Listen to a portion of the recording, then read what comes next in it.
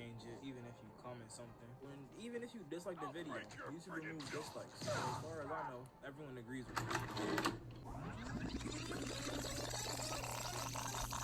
So it's no secret that people don't like Marvel's interpretation of Spider-Man, but it's bound to happen. There's going to be haters for everything, but that doesn't mean I hate Tom Holland. I would go as far to defend Tom.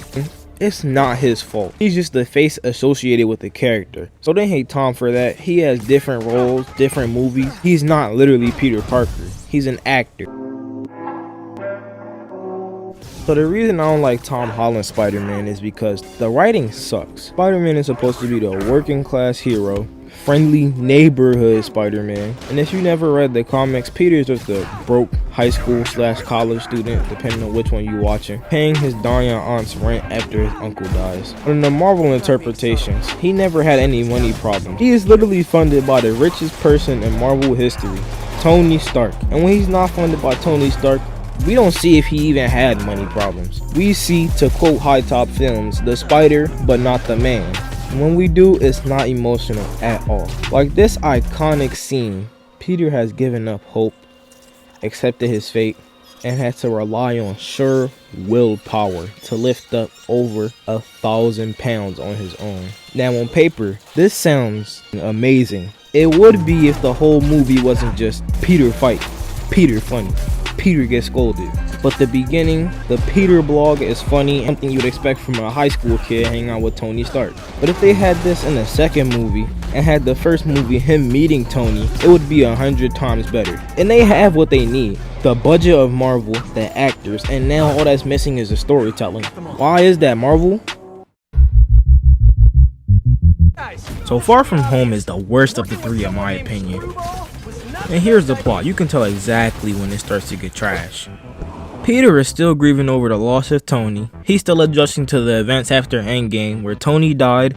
Half the universe, well in his case, it doesn't even matter, half of the world got snapped away and came back after 5 years. And because Tony's dead, he gave everything to Peter, and he doesn't feel worthy of the title Iron Man. So he gives it to Mysterio right after he just meets him. Right there, you can see the exact point where I don't know if it's different writers or they have to get the villains incorporated somehow, but they can do it way better than this. But I get it, you can't have a superhero movie without action. But come on, you can't have him at least do something than just get it. He's a grieving high schooler that just lost a father figure. Make Mysterio gaslight him, guilt trip him. Come on, I can't write a better story than y'all. Play off of that more. Y'all played off of Tony dying and put it into the movie. Play off of the story in the movie that happened like, what, 10 minutes ago? But no, the only thing Mysterio does is smack Peter around, lie to thousands of people, and they just believe him, no questions asked. And then reveals his identity with a trash edited video right before he dies. And you can't even see his face, that could be anybody. Do you see the problem with these stories? The second it starts getting good, they have to add a villain, and then it just ruins the movie, and they just blue ball you into another generic superhero movie that can just blur in with the rest of them. And a lot of people say this is what saved Tom Holland's Spider-Man for them, but not for me. If anything, it makes it worse, because they try so hard. No Way Home relies on nostalgia, and it almost worked on me. But just like Marvel, it blue balls you again into watching another one of the most generic superhero crossover movies. And I'll give you another rundown of this plot, and tell me when you see the problem. So Peter gets his identity revealed, and the movie starts off directly after that, which is good. So he grabs MJ and swings away from crowds. He has to deal with his identity being revealed, the crimes he committed as Spider-Man, the many charges of aggravated assault, and probably a couple cases of manslaughter, but that's neither here nor there, that's not for this video. And after that, he goes to Doctor Strange, and here's my problem. Peter always had nothing to help him but willpower to deal with his problems, which is also a reason I don't like this Peter. But his problems always stood for something, most of the time. And by problems, I mean villains. Green Goblin, a mimic, a mirror of Peter and what he could become if he's not careful. Venom, drug addiction, relying on it so much it destroys him and then literally tried to destroy him. Lizard, he stands for despair, desperation. So much it destroyed this man mentally and made him attack innocents, doing the complete opposite of what he likes to do. Electro stands for an unhealthy obsession of something he cannot obtain, like Peter trying to make a peaceful world, but that will never exist. This is what the villains mean to me. They always have something personal to tie back to Peter. But Tom's villain, they're just there to cause conflict and ruin the movie completely. They just added Mysterio because he isn't in Spider-Man movie, because he's a boring villain.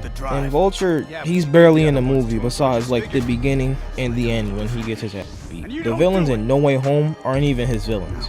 But do I even need to talk about what really pissed me off? To make Peter get some development, they kill Aunt May and make everyone in the multiverse forget who Peter is, which probably affected the other Spider-Man too. They don't even mention that. It would be as though you never existed. I know. Do it.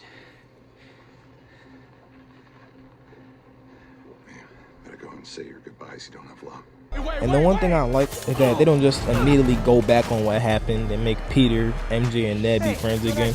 And it leaves his story on a sad but positive note. Is what I would say if it wasn't like the other two movies when the conflict completely ruins it. It's just rinse and repeat for these three movies. I don't know who the writers are or what they're smoking, but they're ruining the movies by making conflict. It makes no sense. And these are just some gripes I have with the film. If Peter got his identity exposed, so what? No one knows who Peter Parker is.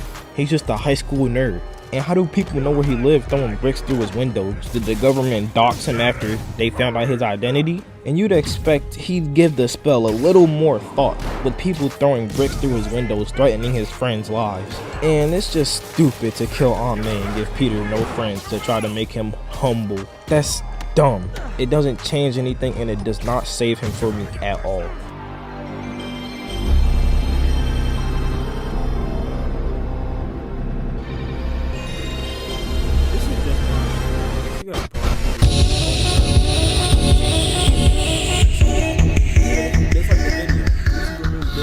So as far as I know, everyone agrees with me.